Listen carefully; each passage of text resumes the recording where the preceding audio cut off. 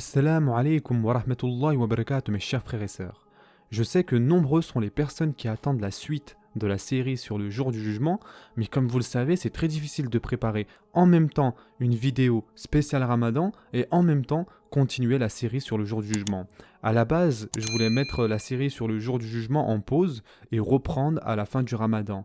Mais voilà, vous avez été nombreux à m'envoyer des messages. Donc je vais essayer de faire du mieux que je peux pour vous fournir les deux séries en même temps, Inch'Allah. Ceci étant dit, continuons. La dernière fois, nous avions terminé de parler du concept de shafa'a qui prendra place le jour du jugement. Nous avions dit que le prophète sallallahu alayhi wa sallam allait faire shafa'a afin que le jour du jugement commence. Ou plutôt devrais-je dire, le jugement du jour du jugement commence et prenne place. Donc, après cela, la prochaine étape qui va se produire et qui va arriver, et ceci est très explicite dans le Coran et la Sunna, et d'ailleurs, rien que le fait d'entendre cela fait trembler le cœur des croyants et augmenter leur iman. Donc, quelle est cette prochaine étape ? Cette étape est le fait qu'Allah Azza wa Jal en personne va venir sur les plaines du jour du jugement.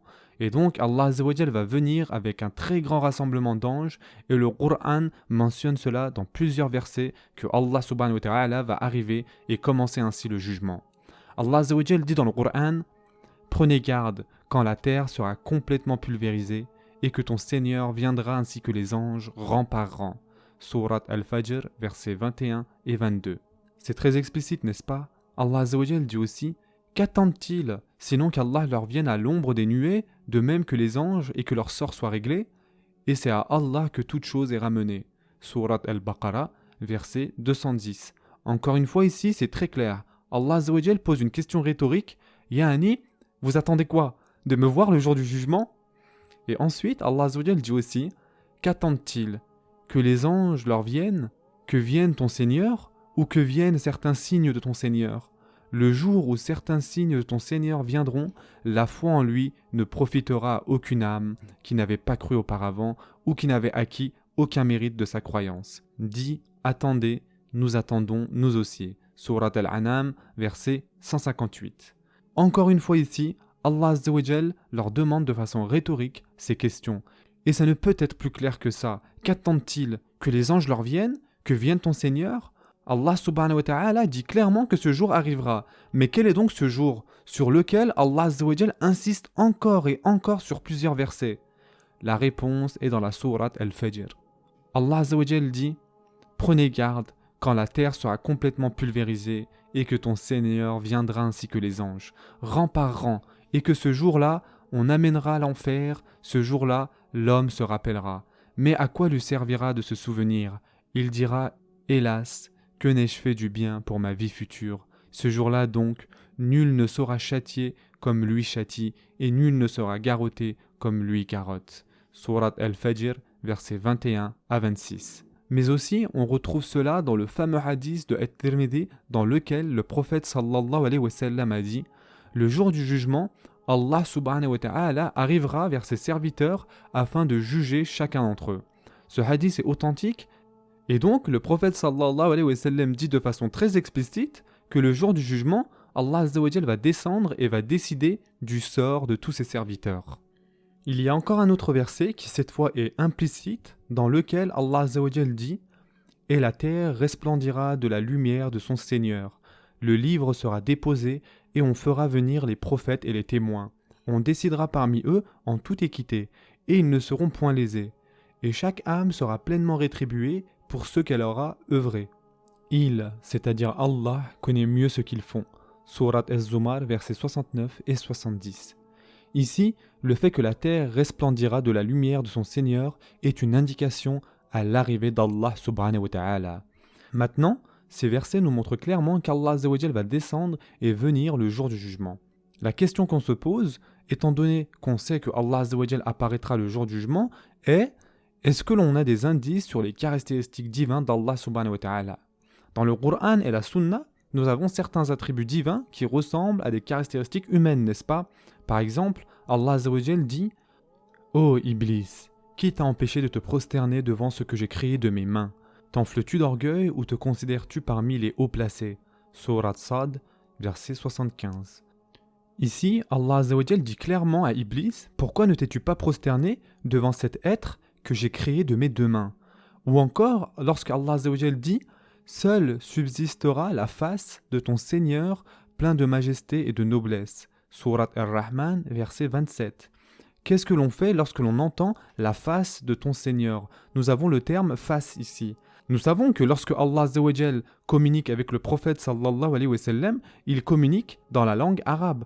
Donc, le prophète sallallahu alayhi wa sallam comprend très bien les mots et donc, ainsi, nous comprenons nous aussi les mots. Mais une chose est certaine, nous ne comprendrons jamais comment ce concept existe chez Allah Azza wa Jal. Allah Azza wa Jal dit clairement « Rien ne lui ressemble, il est l'audient et le voyant ». Surat Ashura, verset 11.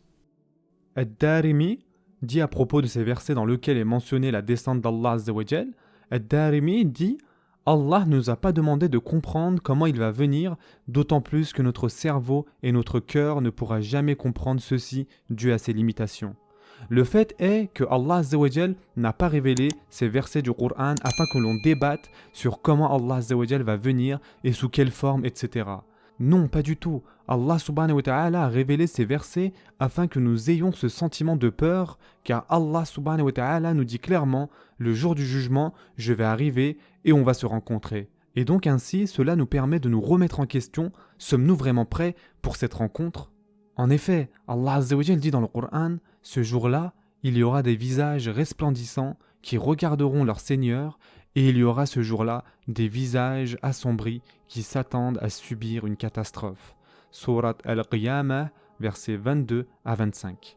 Donc ce jour-là, c'est-à-dire le jour du jugement, les croyants seront heureux, excités, et leurs visages seront resplendissants de lumière. Et pourquoi pensez-vous qu'ils vont être si heureux?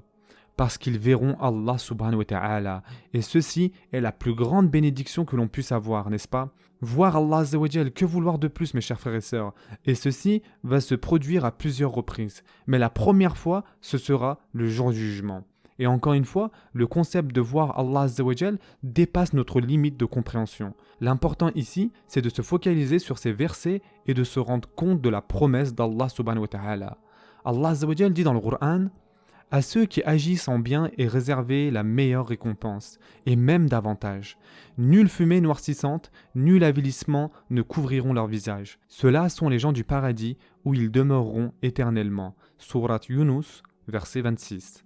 Donc, Allah Azza wa Jal dit clairement dans le Coran que ceux qui agissent en bien leur est réservé la meilleure des récompenses, c'est-à-dire la meilleure place au Jannah. Et il ne s'arrête pas là, Allah subhanahu wa ta'ala dit aussi « et même plus encore ». Et c'est quoi donc ce même plus encore? Car en effet, Allah Azza wa Jal dit « Il y aura là pour eux tout ce qu'ils voudront, et auprès de nous, il y a davantage encore. » Surat Qaf, verset 35. Donc Allah Azza wa Jal est très explicite. Ils auront tout ce qu'ils voudront, et il ne s'arrête pas là encore une fois, et il dit « Auprès de nous, il y a davantage encore. » Et c'est quoi alors ce « auprès de nous, il y a davantage encore » Qu'est-ce que ça signifie? Le prophète sallallahu alayhi wa sallam a explicitement dit que cela correspond au fait de regarder Allah subhanahu wa ta'ala. Et nous avons le fameux hadith de Ammar ibn Yasir radiallahu anh, qui se trouve dans le Sunan ibn Majah, dans lequel le prophète sallallahu alayhi wa sallam a fait une magnifique dua à Allah subhanahu wa ta'ala. Le prophète sallallahu alayhi wa sallam a dit « Ô Allah, je te demande la douceur d'avoir l'occasion de regarder à ton noble visage et je veux être excité de te rencontrer. » Le prophète sallallahu alayhi wa sallam demande à Allah subhanahu wa ta'ala « Ô Allah, permets-moi de voir ton visage et je veux être excité de te voir. » Pourquoi le prophète sallallahu alayhi wa sallam dit cela? Qu'il veut être excité lorsqu'il rencontrera Allah subhanahu wa ta'ala. Il dit cela car souvenez-vous du verset qu'on vient de citer. Ce jour-là, il y aura des visages resplendissants qui regarderont leur Seigneur et il y aura ce jour-là des visages assombris qui s'attendent à subir une catastrophe. Surat Al-Qiyamah, versets 22 à 25. En effet, c'est très clair. Les croyants seront excités à l'idée de voir Allah subhanahu wa ta'ala, alors que les hypocrites, les munafiqoun et les kuffar seront là à attendre à subir une catastrophe. Et Allah Azza wa Jal dit dans le Coran qu'ils prennent garde. En vérité, ce jour-là, un voile les empêchera de voir leur Seigneur. Surat Al-Mutaffifun, verset 15. Allah Azza wa Jal dit clairement ce jour-là, les personnes qui m'ont rejeté, un voile les empêchera de voir leur Seigneur. Et concernant cela, Imam Shafi'i dit à ce sujet, lorsque Allah subhanahu wa ta'ala va mettre un voile en place afin d'empêcher les kafirs de voir leur Seigneur, ceci montre qu'il n'y aura pas de voile pour les mu'min, car Allah azza wa jal dit clairement, ces personnes-là n'auront pas le droit de me voir, ce qui signifie que les autres personnes présentes pourront voir Allah subhanahu wa ta'ala. On s'arrête ici pour aujourd'hui, prenez soin de vous mes chers frères et sœurs, et à très prochainement, Inch'Allah.